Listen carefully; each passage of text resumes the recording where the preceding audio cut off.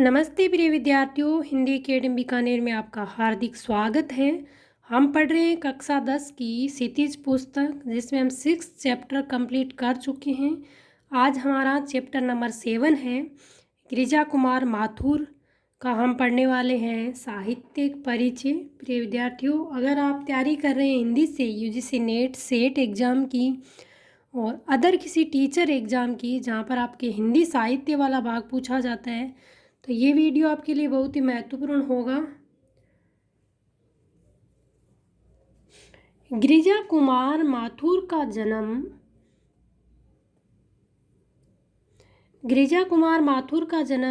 1918 में गुना मध्य प्रदेश में हुआ।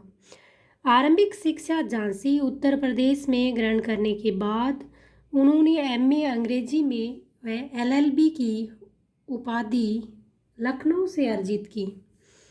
शुरू में कुछ समय तक वकालत की, बाद में आकाशवाणी और दूरदर्शन में कार्यरत हुए। उनका निधन 1994 में हो गया था। प्रिय विद्यार्थियों, आपसे पूछे कि गिरिजा कुमार माथुर का जन्म कब और कहाँ हुआ और उनकी मृत्यु कब हुई, तो उनका जन्म 1918 में गुना मध्य प्रदेश में हुआ और 1994 में उनका देहांत हो गया। गिरिजा कुमार माथुर की प्रमुख रचनाएं हैं नाश और निर्माण, धूप के दान, शिलापंख, चमकीले, भीतरी नदी की यात्रा, ये काव्य संग्रह है। जन्म के दिए उनका नाटक है। नई कविता, सीमाएं और संभावनाएं, ये उनकी आलोचना है। वो एक कवि के साथ साथ एक आलोचक भी थे।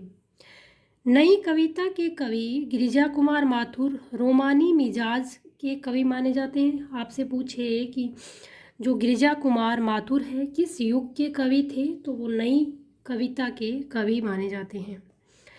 वे विषय की मौलिकता के पक्षधर तो हैं, परंतु शिल्प की विलक्षणता को नज़रअंदाज करके नहीं, चित्र को अधिक स्पष्ट करने के लिए वे वातावरण के रंग को भरते हैं। वे मुक्त छंद में ध्वनि साम्य के प्रयोग के कारण तुक के बिना भी कविता में संगीतात्मकता संभव कर सके। भाषा के दो रंग उनकी कविता में मौजूद हैं। वे जहाँ रोमानी कविताओं में छोटी छोटी ध्वनि वाले बोलचाल के शब्दों का प्रयोग करते हैं, वही क्लासिकल मिजाज की कविताओं में लंबी और गंभीर ध्वनि वाले शब्दों को तरजीह देते हैं। ये लाइन आपको सत्य सत्य में पूछी जा सकती है कि भाषा के दो रंग उनकी कविता में मौजूद है, वे कौन से हैं। वे जहाँ रोमानी कविताओं में छोटी छोटी ध्वनि वाले बोलचाल के शब्दों का प्रयोग करते हैं, एक तो बोलचाल के शब्दों का प्रयोग करते हैं, वही क्लासिकल मिजाज की कविताओं में लंबी और गंभीर ध्वनि वाले शब्दों को तरजीह देते हैं, मतलब उनको थोड़ा तवज्जो देते हैं। ये गिरिजा कुमार जी का साहित्यिक परिचय था, उनकी रचनाएं थी। यहाँ पर उनकी एक कविता है, उसके बारे में दे रखा है, हम ये भी पढ़ लेते हैं, क्या पता नेट में यहाँ से कोई पर्सन पूछ ले। छाया मत छूना, बहुत ही प्यारी उनकी कविता है। कविता के माध्यम से कवि ये कहना चाहता है कि जीवन में सुख और दुख दोनों ही उपस्थित हैं। विगत के सुख को याद कर वर्तमान के दुख को और गहरा करना तर्क संगत नहीं है। कवि कह रहे हैं कि जीवन में सुख और दुख हमेशा उपस्थित रहते हैं, दोनों ही रहते हैं, कभी सुख कभी दुख। इसलिए विगत का सुख को याद कर, मतलब पीछे का जो सुख था उनको याद करके वर्तमान के दुख को और गहरा करना तर्क संगत नहीं है। कि वर्तमान में जो दुख है उसको पीछे वाले सुख से नहीं जोड़ना है, क्योंकि सुख और दुख एक पहिए के दो सिक्के हैं, चलते रहते हैं। कवि के शब्दों में इससे दुख दूना होता है, अगर पीछे वाले सुख को याद करते हैं तो दुख दूना होता है।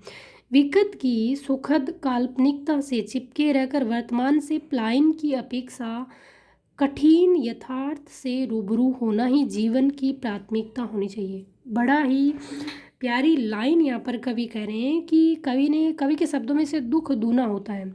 विगत की सुखद काल्पनिकता से चिपके रहकर, अगर पीछे वाले अतीत के आप सुखद काल्पनिकता से चिपके रहोगे तो वर्तमान से पलायन की अपेक्षा कठिन यथार्थ से रूबरू होना, कि यथार्थ में वर्तमान में जो कठिन यथार्थ से रूबरू होना जीवन की प्राथमिकता होनी चाहिए। यथार्थ मतलब जो वर्तमान में सुख है या दुख है, उससे रूबरू होना ही जीवन की प्राथमिकता होनी चाहिए।